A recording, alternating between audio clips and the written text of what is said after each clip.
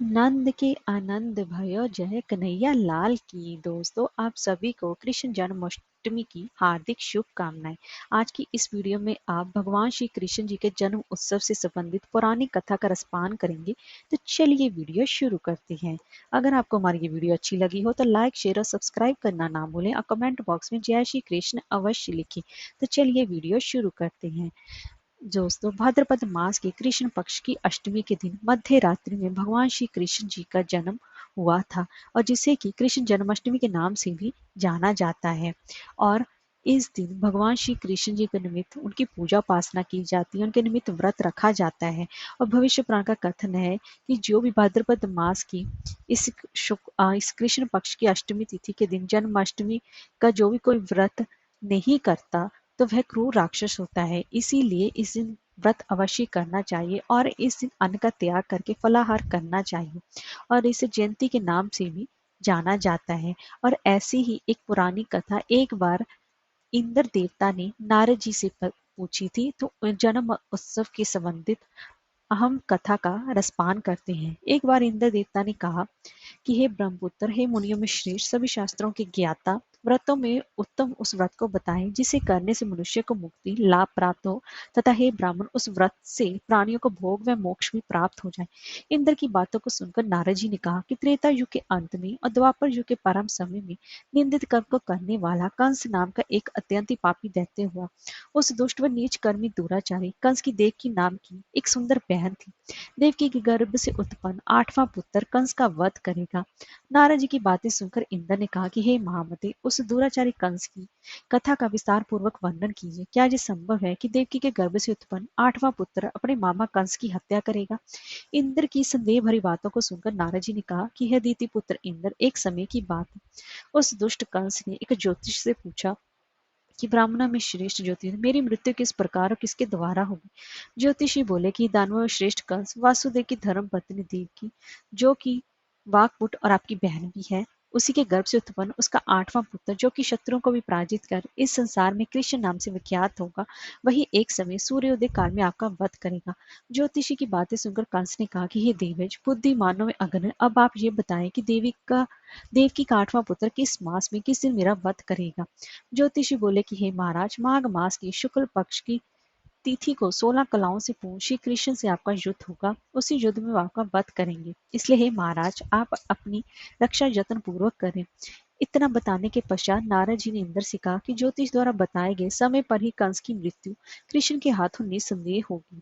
तब इंद्र ने कहा कि हे मुनि, उस दुराचारी कंस की कथा का वर्णन कीजिए और बताइए कि कृष्ण का जन्म कैसे होगा तथा कंस की मृत्यु कृष्ण द्वारा किस प्रकार होगी। इंद्र की बातों को सुनकर नारद जी ने पुनः कहना आरंभ किया। उस दुराचारी कंस ने एक द्वारपाल से कहा कि मेरी इस प्राणों से प्रिय बहन की पूर्ण सुरक्षा करना। द्वारपाल ने कहा कि ऐसा ही होगा। कंस के जाने के पश्चात उसकी छोटी बहन दुखित होते हुए जल लेने के बहाने घड़ा लेकर तालाब पर गई। उस तालाब के किनारे के घनघोर वृक्ष के नीचे बैठकर देवी रोने लगी। उसी समय एक सुंदर स्त्री जिसका नाम यशोदा था, उसने आकर देवकी से प्रिय वाणी में कहा कि हे कांते, इस प्रकार तुम क्यों रो रही हो? अपने रोने का कारण मुझे बताओ। तब दुखित देवकी ने यशोदा से कहा कि हे बहन, नीच कर्मों में आसक्त दुराचारी मेरा ज्येष्ठ भ्राता कंस है। उस दुष्ट भ्राता ने मेरे कई पुत्रों का वध कर दिया। इस समय मेरे गर्भ में आठवां पुत्र है, वह इसका भी वध कर डालेगा। इस बात में किसी प्रकार का कोई भी संशय या संदेह नहीं है, क्योंकि मेरे ज्येष्ठ भ्राता को यह भय है कि मेरे अष्टम पुत्र से उसकी मृत्यु अवश्य होगी। देवकी की बातें सुनकर यशोदा ने कहा कि हे बहन, विलाप मत करो, मैं भी गर्भवती हूँ। यदि मुझे कन्या हुई तो तुम अपने पुत्र के बदले उस कन्या को ले लेना। इस प्रकार तुम्हारा पुत्र कंस के हाथों मारा नहीं जाएगा। तदनंतर कंस ने अपने द्वारपाल से पूछा कि देवकी कहाँ है? इस समय वह दिखाई नहीं दे रही है। तब द्वारपाल ने कंस से नम्र वाणी में कहा कि हे महाराज, आपकी बहन जल लेने तालाब पर गई है। ये सुनते ही कंस क्रोधित हो उठा और उसे द्वारपाल को उस स्थान पर जाने को कहा जहां वे गई हुई है। द्वारपाल की दृष्टि तालाब के पास देवकी की ओर पड़ी। तब उसने कहा कि आप किस कारण से यहाँ आई हैं? उसकी बातें सुनकर देवकी ने कहा कि मेरे गृह में यानी कि मेरे घर में जल नहीं था, जिसे लेने मैं जलाशय पर आई हूँ। इसके पश्चात देवकी अपने गृह की ओर चली गई। कंस ने पुनः द्वारपाल से कहा कि वे इस गृह में मेरी बहन की तुम पुनः रक्षा करो। अब कंस को इतना भय लगने लगा कि गृह के भीतर दरवाजों में विशाल ताले बंद करवा दिए और दरवाजे के बाहर दैत्यों और राक्षसों की पहरेदारी के लिए नियुक्त कर दिया। कंस हर प्रकार से अपने प्राणों को बचाने का प्रयास कर रहा था। एक समय सिंह राशि के सूर्य में आकाश मंडल में जलाधारी मेषों ने अपना प्रभुत्व स्थापित किया। भाद्रपद मास की कृष्ण पक्ष की अष्टमी तिथि को घनघोर अर्धरात्रि थी। उस समय चंद्रमा वृष राशि में था। रोहिणी नक्षत्र बुधवार के दिन सौभाग्य योग से संयुक्त चंद्रमा के आधी रात में उदय होने पर आधी रात के उत्तर एक घड़ी जब हो जाए तो श्रुति स्मृति पुराण फल निसंदेह प्राप्त होता है। इस प्रकार बताते हुए नारद जी ने इंद्र से कहा कि ऐसा विजय नाम शुभ मुहूर्त है जिसमें श्री कृष्ण भगवान का जन्म हुआ और कृष्ण जी के प्रभाव से ही उसी क्षण बंदी गृह के दरवाजे स्वयं खुल गए। द्वार पर पहरा देने वाले पहरेदार राक्षस सभी मूर्छित हो गए। देवकी ने उसी क्षण अपने पति वासुदेव से कहा कि हे स्वामी, आप निद्रा का त्याग करें, आप मेरे सष्टम पुत्र को गोकुल में ले जाएं। वहां इस पुत्र को नंद गोप की धर्म पत्नी जशोदा को दे दें। उसी समय यमुना जी पूर्ण रूप से बाढ़ग्रस्त थी, किंतु जब वासुदेव बालक कृष्ण को सूप में लेकर यमुना जी को पार करने के लिए उतरे, उसी क्षण बालक के चरण का स्पर्श करते हुए यमुना जी अपने पूर्व स्थिर रूप में आ गई। किसी प्रकार वासुदेव जी गोकुल पहुंचे और नंद के गृह में प्रवेश कर उन्होंने अपना पुत्र तत्काल उन्हें दे दिया। उनके बदले में उनकी कन्या ले ली। वे तत्क्षण वहां से वापस आकर कंस के बंदी गृह में पहुंच गए। प्रातःकाल जब सभी राक्षस पहरेदार निद्रा से जागे तो कंस ने द्वारपाल से पूछा कि अब देवकी के गर्भ से क्या हुआ था, इस बात का पता लगाकर मुझे बताओ। द्वारपालों ने महाराज की आज्ञा मानते हुए कारागार में जाकर देखा तो देवकी की गोद में कन्या थी, जिसे देखकर द्वारपालों ने कंस को सूचित किया, किंतु कंस को तो उस कन्या से भय होने लगा। अंत वह स्वयं कारागार में गया और उसने देवकी की गोद से कन्या को झपट लिया और उसे एक पत्थर की चट्टान पर पटक दिया। वह कन्या विष्णु जी की माया से आकाश की ओर चली गई और अंतरिक्ष में जाकर वहीं पर स्थापित हो गई। उसने कंस से कहा कि हे दुष्ट, तुझे मारने वाला गोकुल की नंद के गृह में उत्पन्न हो चुका है और उसी से ही तेरी मृत्यु सुनिश्चित है। मेरा नाम तो वैष्णवी है, मैं संसार के कर्ता भगवान विष्णु जी की माया से उत्पन्न हूँ। इतना कहकर वह स्वर्ग की ओर चली गई। उस आकाशवाणी को सुनकर कंस क्रोधित हो उठा और उसने नंद जी के गृह में पूतना राक्षसी को कृष्ण का वध करने के लिए भेजा। किंतु जब वह राक्षसी कृष्ण को सतनपान कराने लगी तो कृष्ण ने उसके सतन से उसके प्राणों को भी खींच लिया और वह राक्षसी कृष्ण कृष्ण कहते हुए मृत्यु को प्राप्त हो गई। जब कंस को पूतना की मृत्यु का समाचार प्राप्त हुआ तो उसने कृष्ण का वध करने के लिए केशी नामक दैत्य को अश्व के रूप में, उसके पश्चात अरिष्ठ नामक दैत्य को बैल के रूप में भेजा, किंतु ये दोनों भी कृष्ण के हाथों मृत्यु को प्राप्त हुए। इसके पश्चात कंस ने कालख्य नामक दैत्य को कौवे के रूप में भेजा, किंतु वह भी कृष्ण के हाथों मारा गया। अपने बलवान राक्षसों की मृत्यु के आघात से कंस अत्यधिक भयभीत हो गया। उसने द्वारपालों को आज्ञा दी कि नंद को तत्काल मेरे समक्ष उपस्थित करो। द्वारपाल नंद को लेकर जब उपस्थित हुए तो कंस ने नंद जी से कहा, यदि तुम्हें अपने प्राणों को बचाना है तो परिजात के पुष्प ले आओ। यदि तुम नहीं ले पाए तो तुम्हारा वध निश्चित है। कंस की बातों को सुनकर नंद ने ऐसा ही होगा कहा, अपने गृह की ओर चले गए। घर आकर उन्होंने संपूर्ण वृत्तांत अपनी यशोदा पत्नी को सुनाया, जिसे श्री कृष्ण भी सुन रहे थे। एक दिन श्री कृष्ण अपने मित्रों के साथ यमुना नदी के किनारे गेंद खेल रहे थे और अचानक स्वयं ने ही गेंद को यमुना में फेंक दिया। यमुना में गेंद फेंकने का मुख्य उद्देश्य यही था वे किसी प्रकार परिजात पुष्पों को ले आए और वे कदम के वृक्ष पर चढ़कर यमुना में कूद पड़े। कृष्ण जी के यमुना में कूदने का समाचार जब श्रीधर नाम के गोपाल ने यशोदा को सुनाया तो यह सुनकर यशोदा भागती हुई यमुना नदी के किनारे पर आ पहुंची और उसने यमुना नदी की प्रार्थना करते हुए कहा कि हे यमुना, यदि मैं बालक को देखूंगी तो भाद्रपद मास की रोहिणी युक्त अष्टमी का व्रत अवश्य करूंगी, क्योंकि दया दान सज्जन प्राणी ब्राह्मण कुल में जन्म, रोहिणी युक्त अष्टमी, गंगा जल एकादशी, गया श्राद्ध और रोहिणी व्रत ये सभी दुर्लभ है। हजारों अश्वमेध यज्ञ, सहस्त्रों राजस्व यज्ञ, तीर्थ दान व्रत करने से जो फल प्राप्त होता है वह सब कृष्ण जन्माष्टमी का व्रत करने से प्राप्त हो जाता है। यह बात नारद ऋषि ही ने इंद्र देवता से कही। इंद्र ने कहा कि हे मुनि में श्रेष्ठ नारद, यमुना नदी में कूदने के बाद उस बाल रूपी कृष्ण ने पताल में जाकर क्या ये भी संपूर्ण बात बताई है।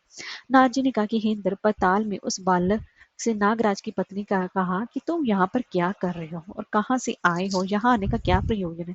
नाग पत्नी बोली कि हे कृष्ण, क्या तूने द्रुत क्रीड़ा की है जिसमें अपना समय समस्त धन हार गया? यदि वह ठीक है तो कंकड़ मुकुट और मणियों का हार लेकर अपने गृह में चले जाओ, क्योंकि इस समय मेरे स्वामी शयन कर रहे हैं। यदि वो उठ गए तो तुम्हारा भक्षण कर जाएंगे। नागपत्नी की बात सुनकर कृष्ण ने कहा कि हे कांति, मैं किस प्रयोजन से यहाँ आया हूँ वे वृतांत मैं तुम्हें बताता हूँ। समझ लो, मैं कालिया नाग के मस्तक को कंस के साथ द्रुत में हार चुका हूँ और वही लेने यहाँ आया हूँ। बालक कृष्ण की इस बात को सुनकर नागपत्नी अत्यंत क्रोधित हो उठी। अपने सोहे पति को उठाते हुए उसने कहा कि स्वामी, आपके घर ये शत्रु आया है, आप इसका हनन कीजिए। अपनी स्वामी की बात को सुनकर कालिया नाग निद्रावस्था में जाग पड़ा और बालक कृष्ण से युद्ध करने लगा। इस कृष्ण में युद्ध में कृष्ण जी को मूर्छा आ गई। उसी मूर्छा को दूर करने के लिए उन्होंने गरुड़ का समन किया। समन होते ही गरुड़ जी वहीं पर आ गए। अब श्री कृष्ण अब गरुड़ पर चढ़कर कालिया नाग से युद्ध करने लगे। उन्होंने कालिया नाग को युद्ध में पराजित कर दिया। अब कालिया नाग ने भली भांति जान लिया कि जिनसे मैं युद्ध कर रहा हूँ वे भगवान श्री अवतार विष्णु जी के अवतार श्री कृष्ण जी हैं। उन्होंने साष्टांग प्रणाम किया। परिजात के उत्पन्न बहुत से पुष्पों को मुकुट में रखकर श्री कृष्ण जी को भेंट किया। जब कृष्ण चलने को हुए तो कालिया नाग की पत्नी ने कहा कि हे स्वामी, मैं कृष्ण को नहीं जान पाई हूँ। हे जनार्दन, मंत्र रहत, क्रिया रहत, भक्ति रहत मेरी रक्षा कीजिए। हे प्रभु, मेरे स्वामी मुझे वापस दे दे। तब श्री कृष्ण ने कहा कि हे सखी, दैत्यों में जो सबसे बलवान है उस कंस के सामने मैं तेरे पति को लाकर जाकर छोड़ दूंगा, अन्यथा तुम अपने गृह को चले जाओ। अब कृष्ण काली नाग के फन पर नृत्य करते हुए यमुना के ऊपर आ गए। तदनंतर कालिया की फुंकार से तीनों लोग कंपन में आ गए।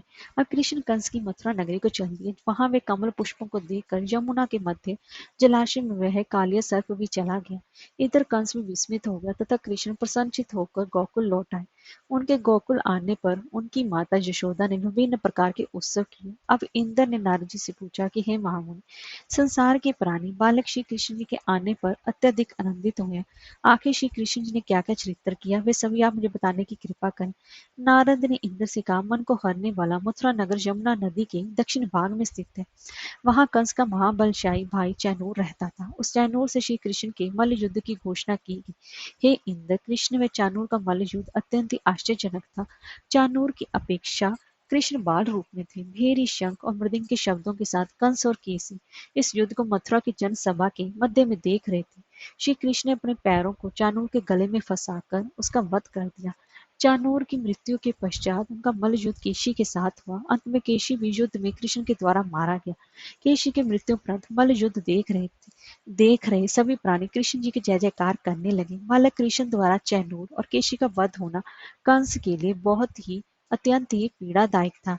बलराम जी ने अपने शस्त्र उठाकर हल से और कृष्ण जी ने सुदर्शन चक्र से माघ मक्ष शुक्ल पक्ष की सप्तमी को विशाल दैत्यों के समूह का सर्वनाश कर दिया। जब अंत में केवल दुराचारी कंस ही बच गया तो कृष्ण ने कहा कि हे दुष्ट, अधर्मी, दुराचारी, अब मैं इस महायुद्ध स्थल पर तुझसे युद्ध कर तथा तेरा वध कर इस संसार को तुझसे मुक्त कराऊंगा।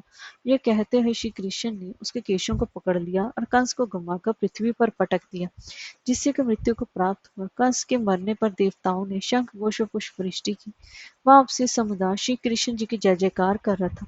कंस की मृत्यु पर नंद देव की वासुदेव, यशोदा, संसार के सभी प्राणियों ने हर्ष पर्व मनाया। इस कथा को सुनने के पश्चात इंद्र ने नारद जी से कहा कि हे ऋषि, इस कृष्ण जन्माष्टमी का पूर्ण विधान बताएं तथा इसके करने से क्या पूर्ण होता है, इसको करने की क्या विधि है। नारद जी ने कहा कि हे इंद्र, भाद्रपद मास की कृष्ण जन्माष्टमी के इस व्रत को करना चाहिए। उस दिन ब्रह्मचार्य नियमों का पालन करते हुए श्री कृष्ण जी का स्थापन करना चाहिए। सर्वप्रथम श्री कृष्ण जी की मूर्ति स्वर्ण कलश के ऊपर स्थापित कर चंदन, धूप, पुष्प, कमल पुष्प आदि से कृष्ण प्रतिमा को वस्त्र से विधि पूर्व अर्चन करें और फिर भगवान श्री कृष्ण जी को 56 प्रकार का भोग लगाएं। उनकी विशेष रूप से विधि पूजा उपासना करें और आरती उतारें। इस तरीके से भगवान श्री कृष्ण जी का जन्म उत्सव बड़े ही धूमधाम से मनाना चाहिए और अंत में अपने पापों की क्षमा की प्रार्थना उनसे करनी चाहिए। हरे कृष्णा, राधे राधे।